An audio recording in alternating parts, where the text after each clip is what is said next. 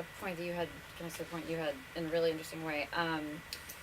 So I fully support the volunteer thing. I think that's a really good thing to do, and also for me when I'm on hiatus or when I don't have a job, I really find volunteering and maybe not volunteering on someone's project, maybe just volunteering generally to have access to a new world, to a new demographic, to a new something to it takes you out again of your weird and slow world and upset and the writer's room and generates more ideas again, which I think is really important.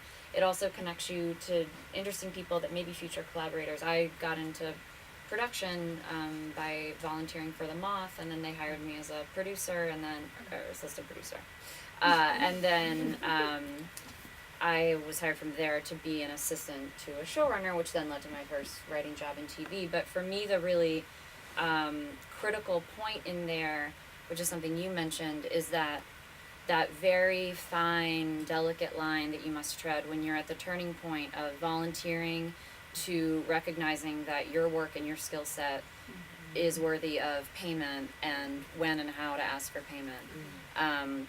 Because you can't keep volunteering your whole life. Right. And you can't build a career if you don't say that your work is valuable.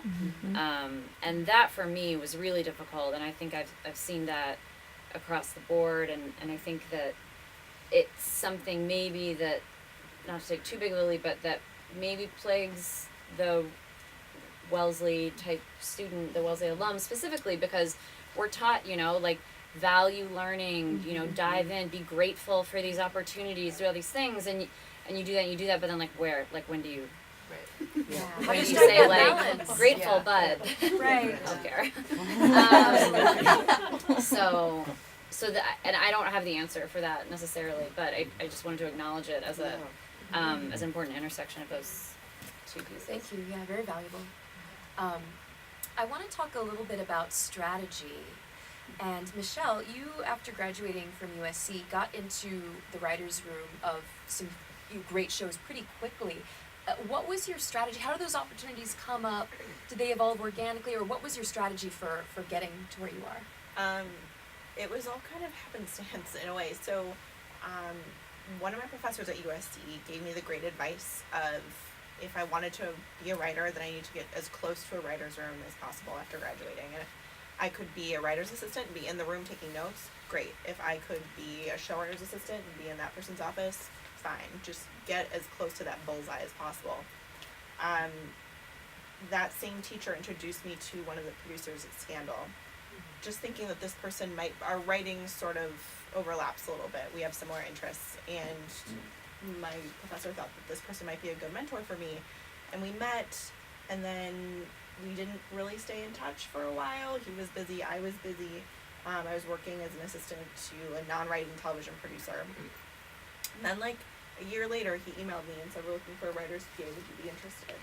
So I went in and interviewed for that job and wound up being the writer's PA over at Scandal for about a year before I got staffed. But truthfully, and I think this is something we were sort of touching on a little bit over here as well, it was following the people is what got me where I wanted to be. I think in school, I always had this sense of wanting to work on the project. I want to work on something I really care about. I want to work on something that excites me.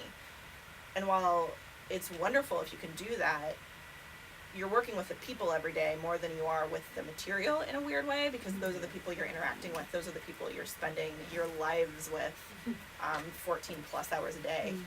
And so that has been the key to me in all of this, is finding the people who want to mentor me, the people who are generous, and going with them wherever they are nice enough to take me. Absolutely, great. It strikes me too, something that I think about quite a bit is finding mentors in this industry. And it can often be a very intimidating thing to ask someone to be your mentor, to provide opportunities for you, but I think you find that so many doors open if you knock on one. Kate, you had a variety of experiences before you started working in television. You mentioned you were producing at the Moth storytelling. It was a favorite show. Yeah, it's so fun. How did you stay focused through all the different things you were going through, and were there any moments of career despair? And if so, how did you get through those? Yes. those- Was I really focused? Let's first ask that question. No, I came out of Wellesley. So you said an interesting thing at the beginning. I forget who you were asking. Maybe Michelle. You said something like, "What?" Or no, it was Amanda. You said, asked Amanda, "What would you want? Maybe what did Wellesley give you, and what else would you have wanted? Maybe Yes, coming out, yeah, right?" Yeah. So, we all love Wellesley. I love Wellesley very much. I wish that Wellesley, though, would have given me a little bit more of an excitement about participating in a creative business, in a business capacity, and not feeling ashamed of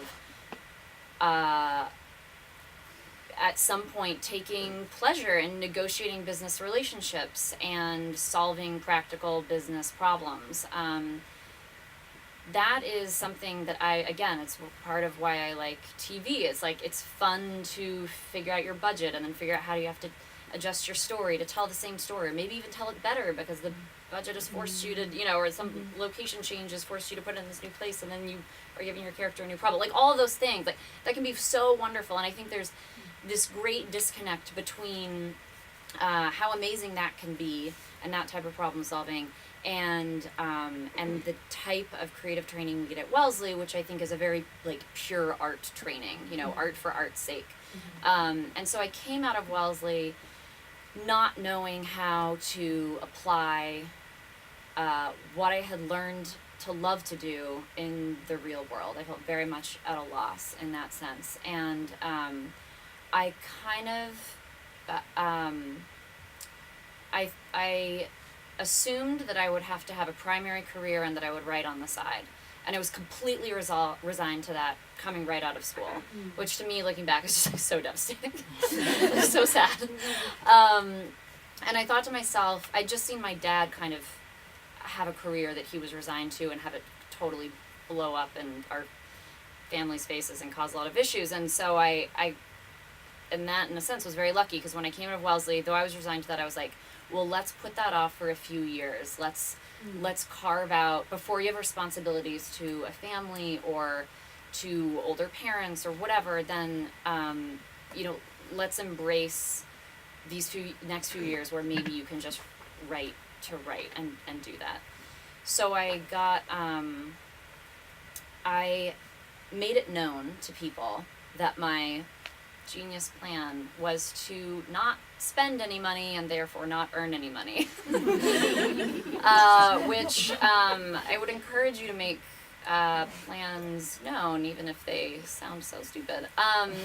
Because some people actually listened, and some professors at Wellesley, and Marilyn Sides being the primary one, said, you should house sit, then you won't have to pay rent. And my sister works on a military base, and she needs a house sitter for her dogs because she leaves during the summer, and she's a teacher, and and she needs someone, so would you do that? And I was like, sure. So I ended up, I first worked on a Wellesley Friends farm for a few months, which was great. And then I went back home.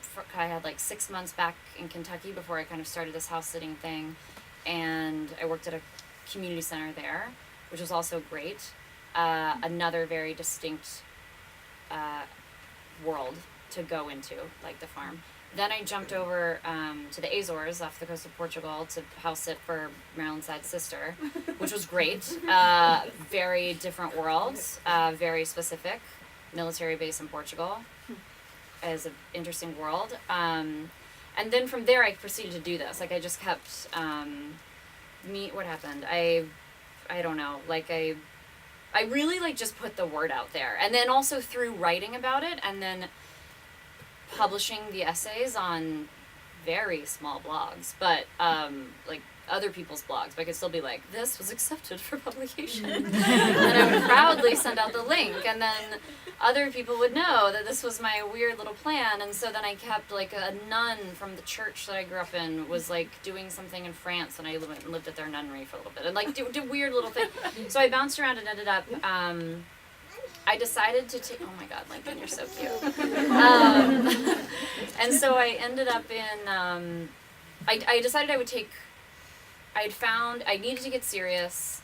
I was feeling very lonely, and I needed to get serious, and so I still, though, didn't think that I could write for a living, and so I was like, well, I should go into publishing, which I should mention is something that many young Wellesley alums have come to me and said, I love writing, I want to be a writer, so I'm going to go into publishing. And I'm like, oh my God, like, I thought the same thing, so clearly something's happening at Wellesley. It's like making us all think that this is a correlation.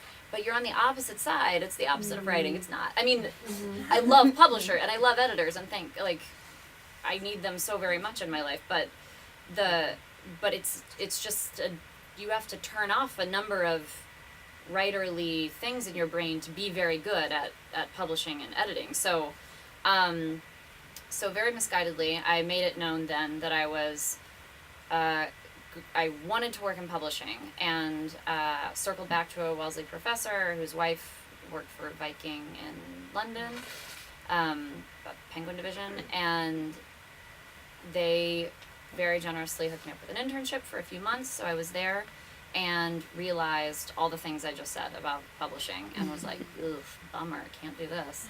And again, met someone there while walking a dog, was talking to her about things.